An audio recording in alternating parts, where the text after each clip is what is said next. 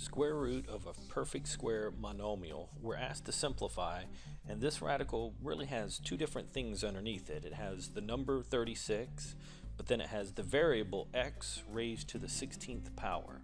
So we're going to take this as two almost separate problems because we're going to have to do these two parts applying different rules. So the first part, the 36, since it is a perfect square, the square root of 36 is just 6 because 6 times itself is 36. We can pull out the 36 as just a 6 and it is no longer underneath the radical. But for the x raised to the power, we've got a different rule.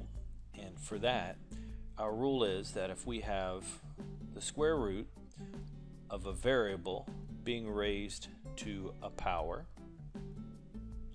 as long as that power is even, so it's an even number, like in this case 16, as long as that power is even, we can drop the radical and just have the variable raised to that power divided by 2. So we can take half of that power, and that is because we're taking a square root. So as long as that power is even, we can divide by 2.